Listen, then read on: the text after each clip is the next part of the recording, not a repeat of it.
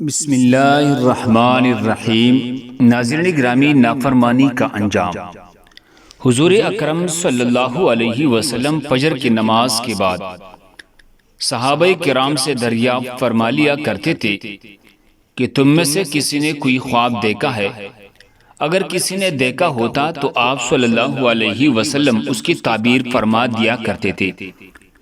چنانچہ ایک مرتبہ جب آپ صلی اللہ علیہ وسلم نے صحابہ کرام سے دریافت فرمایا اور کسی نے بھی خواب کا تذکرہ نہ کیا تو حضور نے ارشاد فرمایا کہ آج میں نے ایک خواب دیکھا ہے کہ دو آدمی میرے پاس آئے ہیں جو میرا ہاتھ پکڑ کر مجھ کو ایک مقدس سرزمین کی طرف لے چلے ہیں۔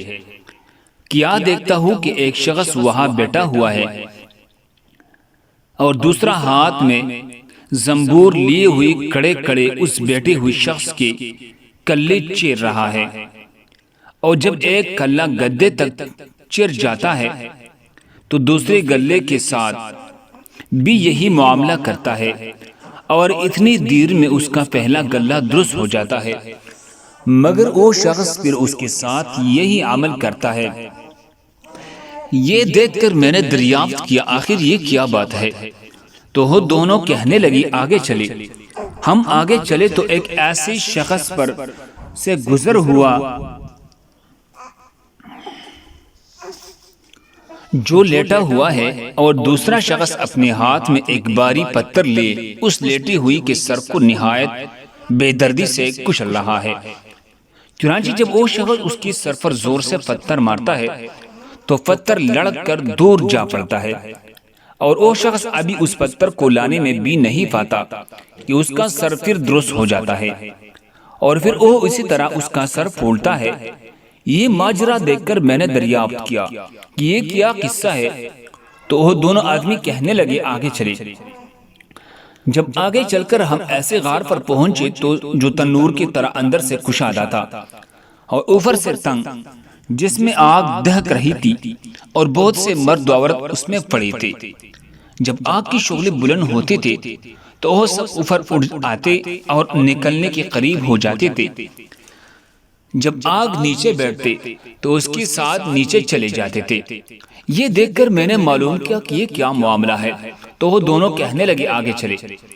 آگے چل کر ہم نے دیکھا کہ ایک خون کے نہر میں ایک شخص کھڑا ہے، دوسرا شخص نہر کے کنارے پر کھڑا ہے جس کے سامنے بہت سے پتھر پڑے ہیں۔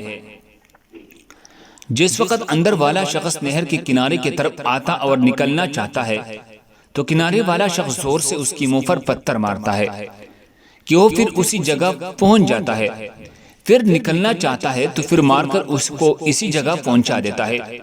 اس حال کو بھی میں نے معلوم کرنا چاہا تو وہ دونوں کہنے لگے آگے چلے۔ آگے چل کر ہم ایک ایسے سبز و شاداب باغ میں پہنچے جس میں ایک بڑے درخت کے نیچے ایک بوڑھا آدمی اور بہت سے بچے بیٹھے تھے۔ اس درخت کے قریب ایک اور شخص بیٹھا ہوا ہے جس کے سامنے آگ جل رہی ہے جس کو وہ دونک رہا ہے۔ پھر وہ دونوں مجھ کو اس درخت پر چڑھا لے گئی جس کے درمیان میں ایک خوبصورت مکان تھا۔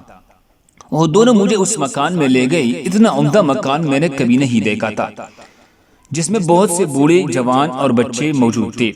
جب باہر لا کر اس سے بھی اوپر لے گئی جہاں پہلے گھر سے بھی زیادہ عمدہ مکان تھا جس میں صرف بوڑھے اور جوان تھے۔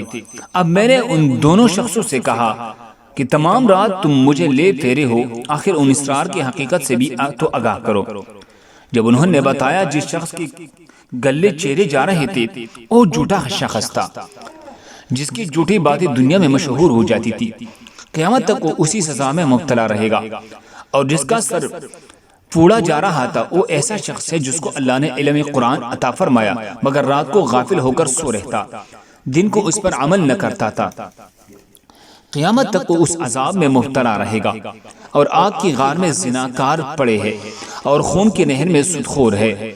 ہاں وہ بڑی میاں جو سرسبز درخت کے نیچے بیٹھے تھے وہ حضرت ابراہیم علیہ السلام ہے، اور ان کے گرد لوگوں کے نابالغ اولاد اسی درخت کے قریب جو آگ دونکنے والا شخص آپ نے دیکھا وہ مالک یعنی داروغہ دوزخ ہے، اور درخت کی اوپر والا وہ پہلا گھر جس میں آپ داخل ہوئی تھی عام مسلمانوں کا گھر ہے، دوسرا شہیدوں کا گھر ہے۔ ہم دونوں آدمیوں میں سے جبرائیل، ہم جبرائیل ہوں اور یہ میکائیل ہے۔ اس کے بعد کہنے لگی ذرا سر اوپر اٹھائے، میں نے سر اٹھا کر دیکھا تو میرے اوپر ایک سفید بادل مجھے نظر آیا۔ وہ کہنے لگی یہ آپ کا گھر ہے۔ اس پر میں نے کہا تو مجھے چھوڑو، میں اپنی گھر میں داخل ہو جاؤ۔ اس پر انہوں نے کہا نہیں، ابھی آپ کی عمر پوری نہیں ہوئی، اگر پوری ہو چکی ہوتی تو ابھی چلے جاتے۔ اس واقعے کے حاصل یہ ہے انبیاء کا خواب بھی وہی ہوتا ہے، اس سچی حکایت سے جھوٹ بیعملی یعنی قرآن پاک کا علم ہونے کے باوجود اس پر عمل نہ کرنا، زناکار سودخوری کی سزاؤں کا حال، نابالغ و عام مسلمان شہداؤں کی درجات کا حال معلوم ہوا۔ اللہ تعالیٰ سب مسلمانوں کو ہر قسم کی برائیوں سے محفوظ رکھے اور نیک عمل کی توفیق عطا فرما، آمین ثم آمین۔ دوسرے مسلمانوں کے فائدے کے لیے آگے ضرور شیئر کریں۔ مزید خوبصورت واقعات کے لیے ہمارے چینل کو سبسکرائب کریں۔ جزاکم اللہ خیر۔